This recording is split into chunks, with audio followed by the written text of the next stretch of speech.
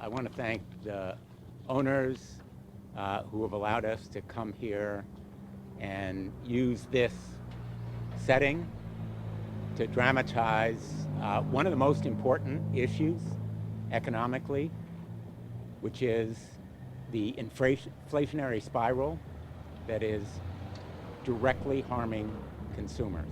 I've been hearing from consumers all around the state. They are hurting because they're hard hit by astronomically rising prices. Consumers face a perfect storm. Here at the pump, in the supermarket, everywhere they buy stuff, prices are rising economically, and we can do something about it. This perfect storm has some solutions. One of them is to suspend the federal gas tax. 18.4 cents on every gallon of gasoline bought at pumps around the state of Connecticut is taxed. And it goes to the Highway Trust Fund, which doesn't need it right now. We have just passed a $1.2 trillion infrastructure program, hundreds of billions of dollars for roads and highways and bridges, and we can use this money to give some relief to hard-hit consumers in the face of this perfect storm. Consumers need and deserve it, and so does our economy.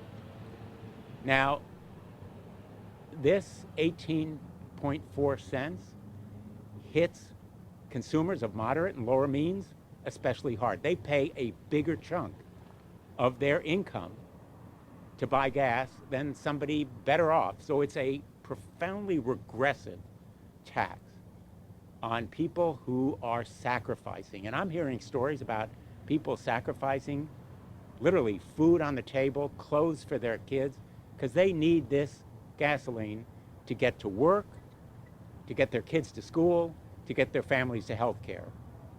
Gasoline for cars is an essential for certain basic living requirements. And that's why the federal government should be suspending this gas tax.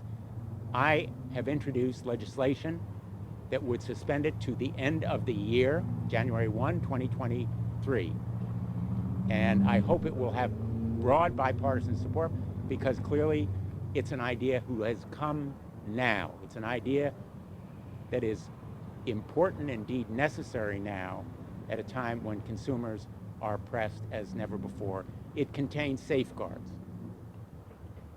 There are safeguards in the legislation to make sure that consumers benefit, not the oil and gas companies, and that the Highway Trust Fund be replenished from the Treasury if it really runs low, which is very unlikely given the infrastructure program. But I think that consumers need and deserve this relief. They are struggling and hurting, and the gasoline tax of 18.4 cents adds true insult and injury to the injury that they're suffering already as a result of this rising inflation. So thanks for being here. Happy to take your questions. Could you give us a timeline on how soon you think this legislation could be passed? This legislation has been introduced. It could be passed in the next month or two. All it takes is the will to do it. It doesn't need extensive hearings, and a vote could be had literally in the month of March. We have 4 weeks of continuous legislative sessions in March. Pick a week, it could be done. And I hope there'll be bipartisan support for it. And do you have any concerns in regards to Russia and Ukraine at this point? Separately from the gas tax? In Well, regards to gas, it is relevant. It is, yeah. Good question. One of the reasons for suspending the gas tax is, in fact, the disruption of world markets caused in substantial part by the prospect of Putin invading in Ukraine. The turmoil in Ukraine is contributing directly to the inflationary spiral we're seeing in gasoline taxes because it disrupts supply. But Also, it's the result of other supply chain bottlenecks and factors relating to inflation generally in the economy. People are traveling more. So I think that, especially going into this time of intense turmoil around the world, the disruption of the supply chain in the Ukraine-Russia area, which doesn't affect us directly, but it increases the world's prices because Europe has to pay more. We are largely going toward energy independence, but the price of gasoline here is affected by the world markets. And so the turmoil in Ukraine and Russia are contributing to the inflationary spiral here. The fact of the matter is, gasoline prices are up about $1 from last year, not as a result of the owners here raising their prices. They have to pay more too. Not their fault that the oil and gas companies are charging more. Their profits are rising, but there's world turmoil and disruption of the supply chain that is contributing as well in Ukraine and Russia.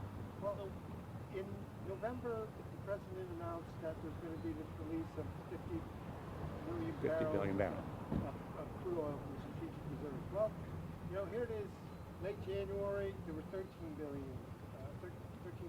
barrels released. We haven't seen any effect on the pump price. What's going on there? Well, there was a temporary effect. There was a temporary immediate effect in reducing gas prices, but we've had the turmoil in Ukraine and Russia, continuing pressure on the world markets, inflation in just about everything else, which has contributed to the prices of gasoline. We said then, and I advocated, a release of even more product. Perhaps with more product release, there would have been a longer-term effect. But the point is, there's no simple panacea. Well, what would you say to people who say you should be opening up more federal lands to oil exploration? That will have no effect immediately. You can open up those lands to drilling and offshore to drilling, but the supplies won't be available immediately. And the immediate solution is to give some relief to consumers. If the 18.4 cents is taken off this pump price, consumers pay less right away, now, immediately. That's the relief they deserve, and they need it, because they're also paying a lot more for bread, milk, clothing, and a $1 increase in gas hits people directly and immediately. Would you be encouraging state lawmakers to also see what they can do with regard to relief on the state side? I mean, here in Connecticut, we have a gross receipt tax, so the higher the price of gas, the more you're being taxed here in Connecticut if we want to talk about regressive taxes. So what do you say to state lawmakers? Reducing the burden on consumers in any way possible, I'm certainly in favor of it. The questions about state taxes really are for our state lawmakers, but I know what the federal government can and should do right away, regardless of what the state does. They have to make their own judgment. What's the fiscal impact of this legislation that you're proposing? How much money does the federal government, stand to not collect in revenue by doing this? Whatever the amount, and it's sort of unpredictable from year to year, it can be replenished from the Treasury, but it's way less than what we are investing through the infrastructure program. And it all goes to the Highway Trust Fund. So to answer your question, eliminating this 18.4 cent gas tax will not increase the deficit or the debt by one dime. Not one dime, because all of the dollars coming from this tax go into the Federal Highway Trust Fund, where they sit until they're used for highway repair. We're spending hundreds of billions, literally. 4 to 5 billion will be coming to Connecticut to repair roads, bridges. We need to give some relief to consumers now. And realistically, I mean, do you have bipartisan support for this? Can Republicans back this bill? We've just introduced it, and I'm really hoping Republicans will be behind it because they've got to be hearing the same stories that I am. Consumers are hurting. They are hard hit. It's a perfect storm in inflation. And cutting this tax, suspending it, can really make a difference to a lot of consumers who have to get to work, get their kids to school, get their families to health care. I was looking before the news conference. I believe I saw a figure from the Center for Responsible Budget, Center for Responsible Federal Budget, I believe. $20 billion they estimated the loss. Does that sound like a reasonable figure to you? The loss to the Highway Trust Yes. Fund? Yes. It depends. It varies from year to year. Yeah. I wouldn't want to say what is a reasonable figure or not. But CBO would eventually put out that figure, right? There will be a definite cost estimate to the Federal Highway Trust Fund, but again, I want to estimate I want to emphasize when you talk about the cost or the loss, it is to the Federal Highway Trust Fund. It's not to taxpayers. It's to this fund that can be replenished at any time.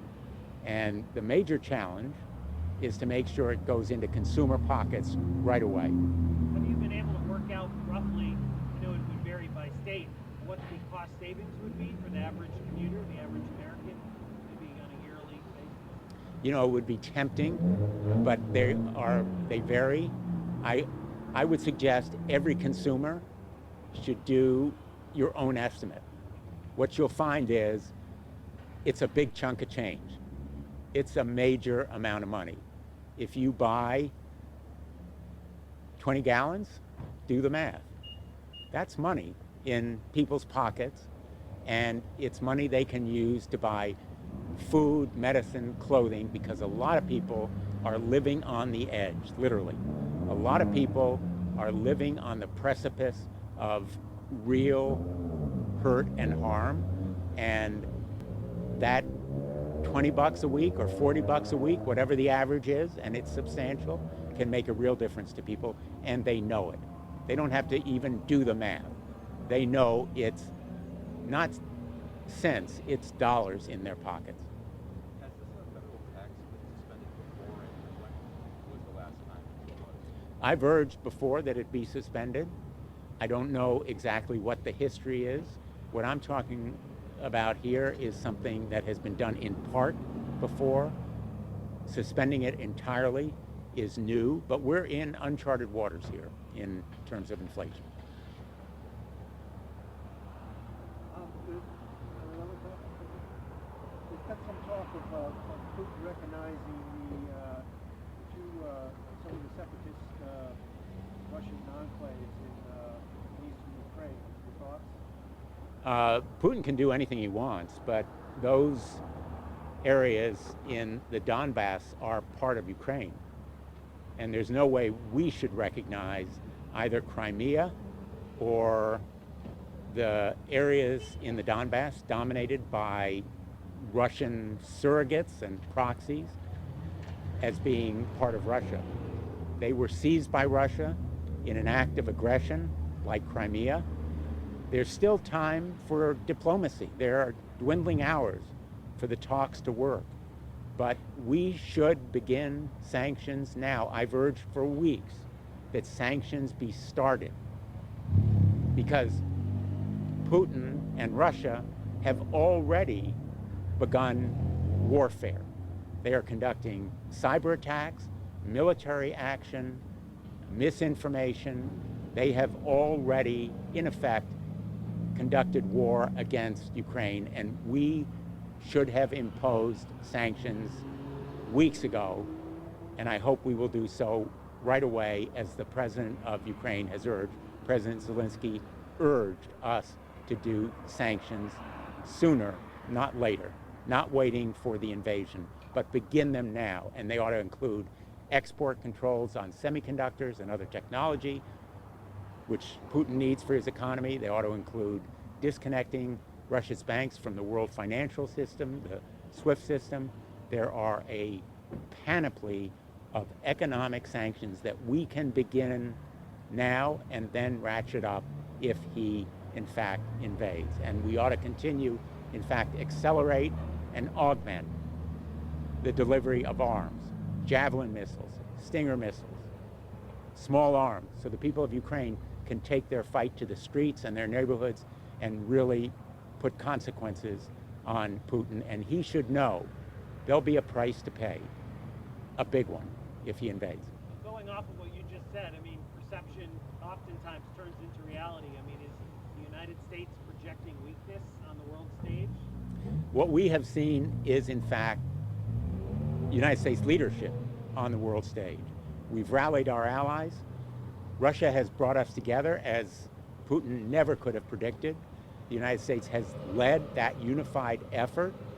We've made clear by putting more troops into the Eastern European countries like Poland and Romania that Putin will in no way intimidate or threaten us. And we are continuing our aid to Ukraine and our solidarity with Ukraine. And the people of the United States know that freedom and democracy are at stake. I stood here on the steps of the Capitol yesterday with the Ukrainian American community. I went to Ukraine, and I can tell you, I saw how resolute, resilient, courageous, determined the people of Ukraine are to defend their homeland. If Putin thinks that he can walk into Ukraine costlessly, without casualties, he has another thing coming. He will pay a price because the people of Ukraine are courageous and determined to defend their homeland. And we are giving them, and we should give them more, the arms to do so. Not combat troops on the ground, no U.S. troops to Ukraine, but the means to defend their homeland. Yes. Okay. Thank you, everyone.